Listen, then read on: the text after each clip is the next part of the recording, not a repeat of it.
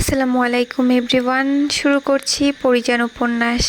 লিখেছেন ঈশিতা রহমান সানজিদা। পর্ব 56। সিমেন্টে আবৃত সোনালির খাতাটায় কলম চালাচ্ছে পরি। গতকাল থেকে এসে লিখছে। চার দেয়ালের ভেতর থেকে সে প্রয়োজন ব্যতীত একবারের জন্য বের হয়নি। তার আর সায়রের ভালোবাসার প্রতিটা মুহূর্ত তুলে ধরছে সে, যেমনটা সোনালি তার রাখালের প্রতি অনুভূতি তুলে ধরেছিল। পরি খাতাটায় কিছু লিখত না যদি রূপালীর লেখা দেখত। সিরাজের প্রতি ভালোবাসা যে এখনও রয়ে গেছে, যা দেখে ঘৃণা হলো পরির। মানে পরি যে খাতাটায় লিখতেছে, ওই খাতাটায় আগে থেকেই রূপালী অলরেডি লিখেছে। তো পরি যদি ওই লেখাটা দেখতো তাহলে আর লিখতো না। যা দেখে ঘৃণা হলো পরির। মানে লেখার পরে আর কি পরি দেখছে ওই লেখাটা, তবুও তা ভালোবাসা। পৃথিবীর সবচেয়ে ঘৃণিত ব্যক্তিটাও কারো না কারো প্রিয়, তাকেও কোনো নারী নিঃসন্দেহে ভালোবাসে।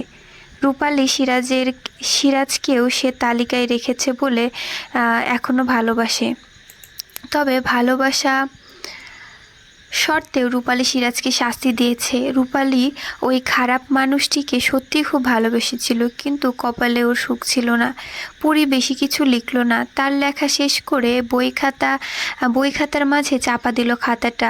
কালকে জমিদার বাড়ির আঙিনায় আসতেই সবার পরিবর্তন পরি চোখে পড়ল। তবে আফতাব আর আখিরকে সে দেখল না। বাড়িতে এসে সে জানতে পেরেছে চিঠিগুলো রূপালী ইচ্ছাকৃতভাবে লেখেনি, তাকে জোর করে লিখিয়েছে আখির। না হলে মালার ক্ষতি করে দেবে সে। পরি বুঝলো যে সায়র এসব বুঝতে পেরেই কোনো প্রতিক্রিয়া করেনি। পরি বুঝতে পারে না কেন এত মিথ্যার পর্দা চারিদিকে ছড়িয়ে আছে, কেন এই সুন্দর প্রকৃতিও সত্য বলে না। এসব ভাবতে লাগলো পরি। তবে বেশিক্ষণ স্থায়ী হলো না সে ভাবনা। মালার ডাকে বের হয়ে এলো সে। উঠোনে আসতেই বাকি সবাইকে একসাথে দেখতে পেল সে। ঠোঁটের কোণে হাসির রেখা টেনে এগিয়ে গেল সে। বলল, সব গুছিয়ে নিয়েছো সবাই? মালা নিজের হাতের ব্যাগটা মাটিতে রেখে বললে, সব গুছাইছি। আর দেরি করিস না পরি, চল যাই। পরি সবাইকে নিয়ে অন্দর পেরিয়ে বৈঠকে গেল, কিন্তু সেখানে পৌঁছাতেই রক্ষীরা ওদের পথ আটকালো। পরি তাদের কিছু না বলে শান্ত দৃষ্টিতে তাকিয়ে রইল। পরিও চাইছিল আফতাবের মুখোমুখি হতে, তাই ওরা অন্দরে ফিরে এলো। সারাদিন অন্দরে উঠোনে বসেই কাটিয়ে দিল সবাই। কুসুমের চোখে মুখে আতঙ্ক। সে বলে ওঠে, আপা আমার ডর করতেছে, আপনার বাপ আমগো যাইতে দিব না। তুই চুপ থাক কুসুম, আজকে ওই লোকটার সাথে আমার শেষ বোঝাপড়া। জেসমিন কাচুমাচু হয়ে এক কোণে বসে আছে। পরীর সাথে সেও জমিদার বাড়ি ত্যাগের সিদ্ধান্ত নিয়েছে। যে গৃহে শান্তি নেই সেই গৃহে বসবাস অযোগ্য। তাই পরীর এক কথায় মালা, জেসমিন, কুসুম, শেফালি ও রূপালী বাড়ি ছাড়তে রাজি হয়। তারা সবাই অতিষ্ঠ। মালা বুঝতে পারে না হঠাৎই পরী এই সিদ্ধান্ত নিল কেন। হয়তো পরীর পরিকল্পনায় ভয়াবহ কিছু আছে, যা সম্পূর্ণ করার আগে ওদের সবাইকে নিরাপদ স্থানে সরিয়ে ফেলতে চাইছে। মালা নিজেও ধৈর্যহীন হয়ে গেছে, তাই পরীর ভরসায় সব ছাড়তে চাইছে। কিন্তু আফতাব কি বলবে? আদৌ কি ওদের যেতে দিবে, নাকি পরীর উপর আবার হামলা করবে? এইসব চিন্তাতে সারাদিন গেল সবার। বিকেলের দিকে আফতাব আখির দুজনই এলো। তারা আগেই খবর পেয়েছে যে পরী জমিদার বাড়িতে ফিরেছে। দূরগ্রামে একটা কাজে গিয়েছিল তারা, তাই আসতে দেরি হয়েছে। দুই ভাই তৈরি হয়ে এসেছে। পরী স্বাভাবিকভাবেই উঠে দাঁড়ালো।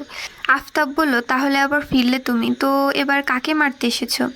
আমি কাউকে মারতে আসিনি, আমি সবাইকে নিয়ে যেতে এসেছি। আপনাদের থেকে অনেক দূরে চলে যাব আমরা।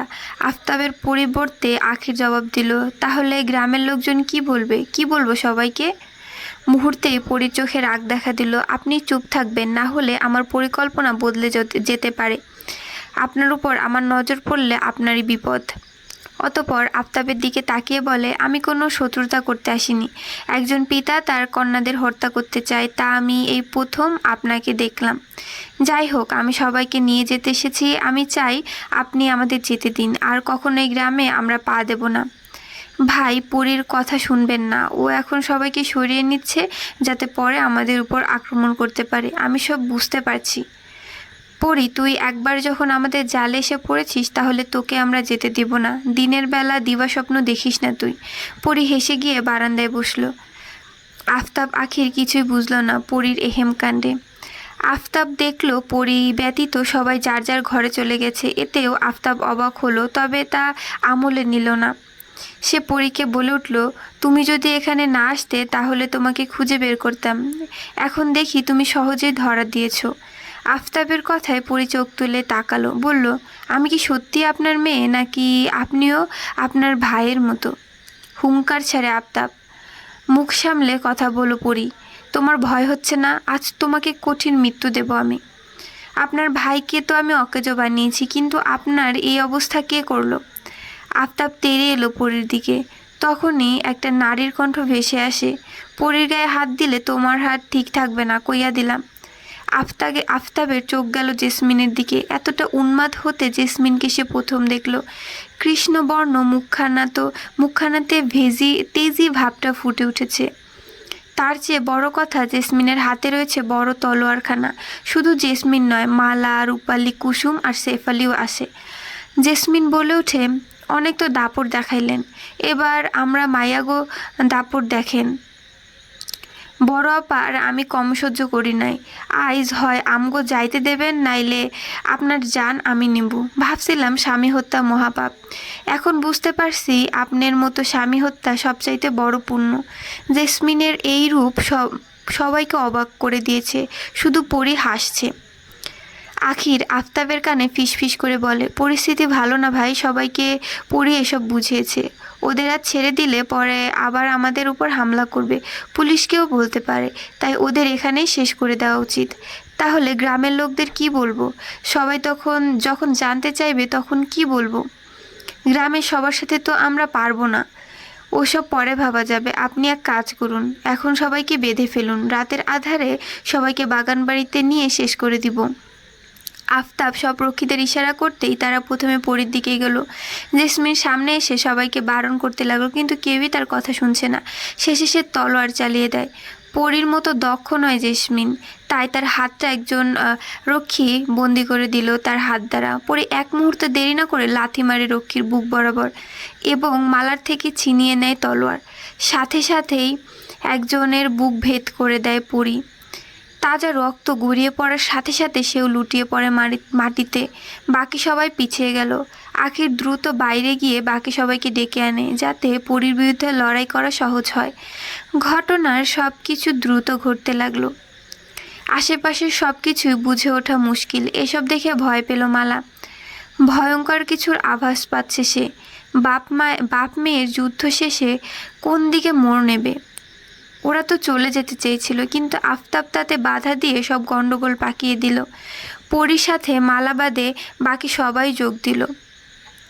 তবে এতগুলো লোকের সাথে পেরে ওঠা কষ্টকর। বাইরে থেকে লোকজন আরও আসার আগে কুসুম অন্দরের লোহার দরজা আটকে দিল। রক্ষীদের হাতে শুধু লাঠি ছিল, অস্ত্র থাকে বাগান বাড়িতে, কিন্তু পরী যে অন্দরে অস্ত্র রেখেছে তা জানা ছিল না কারো। অস্ত্র থাকার কারণে আফতাবের লোকদের কাবু করা খুব বেশি কঠিন হলো না।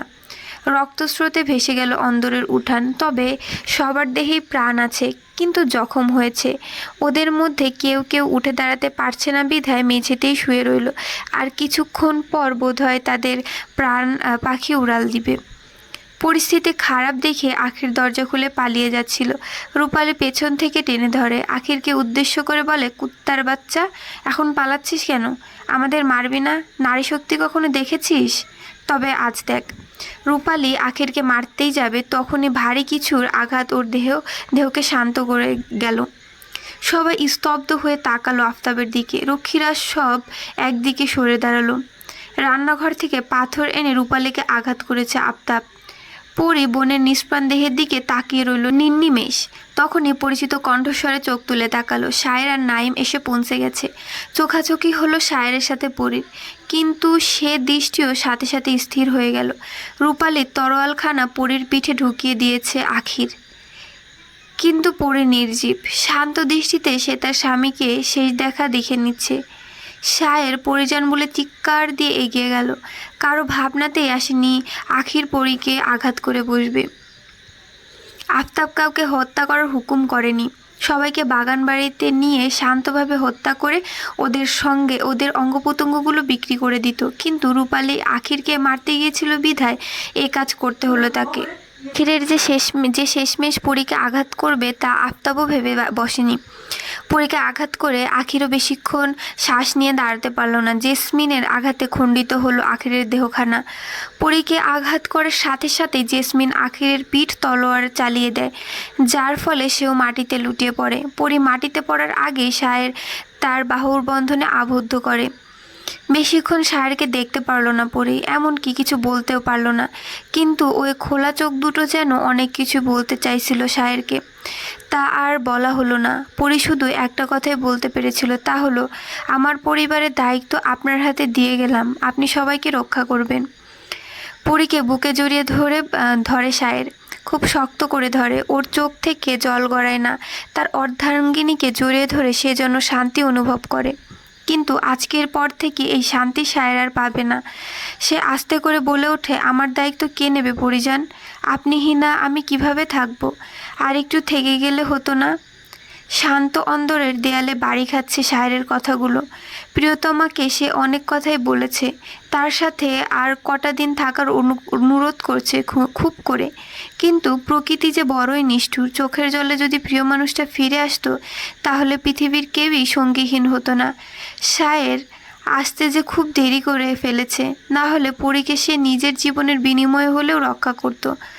মুস্কান তার চোখের জলের পানি আটকাতে পারেনি। শায়ের পরীর ভালোবাসার কাছে সে মাথা নত করে ফেলেছে। শায়েরের বলা প্রতিটা কথাই বেদনাদায়ক, নিজেকে তাই ধরে রাখা অসম্ভব। সে বেদনাত্মক কণ্ঠে বলে, পরী তাহলে জীবিত নেই? আর ওই খুনগুলো আপনি করেননি? তাহলে নিজের ঘাড়ে কেন সব দোষ নিলেন? আমার পরিজান তার পরিবারকে রক্ষা করতে বলেছিল, আমি তাই করেছি। ওর বিনিময়ে আমি আমার পরিজনের কাছে চলে যাব। এর থেকে সুখকর আর কি আছে?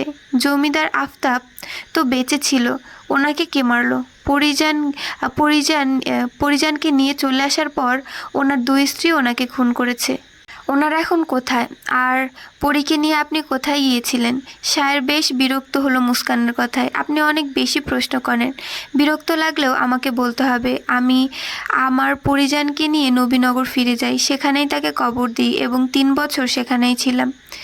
তারপর পুলিশ আমাকে গ্রেপ্তার করে নিয়ে আসে। বুঝলাম না আপনার কথা। আপনি যদি 3 বছর নবীনগর থাকেন, তাহলে পরীর মা মালা ও জেসমিন কোথায়? আর জুম্মান পিকুলি বা কোথায়? জানি না ওনারা কোথায়, কিন্তু ওই দিন আমি সবাইকে বলেছিলাম ওনারা যেন দূরে কোথাও চলে যায়। মুস্কান আর শায়েরের সামনে বসে থাকলো না, উঠে চলে গেল। নুরুজ্জামানও এতক্ষণ সব শুনছিল। সে বুঝতে পারে শায়ের নির্দোষ হয়ে নিজের ঘাড়ে সব দোষ কবুল করে নিয়েছে। মুস্কান নুরুজ্জামানের সাথে তার কেবিনে গিয়ে বসলো। তারপর রেকর্ডারটা নুরুজ্জামানের কাছে দিল। গোপনে সে শায়েরের সব কথাই রেকর্ড করে ফেলেছে। নুরুজ্জামান সেটা হাতে নিয়ে বলল, এই কেস এবার ঘুরবে। সবার আগে প্রধান আসামিদের গ্রেপ্তার করতে হবে। আমার মনে হয় আপনার স্বামী মানে ডক্টর নাইম সব জানে। আগে তাকেই প্রশ্ন করতে হবে।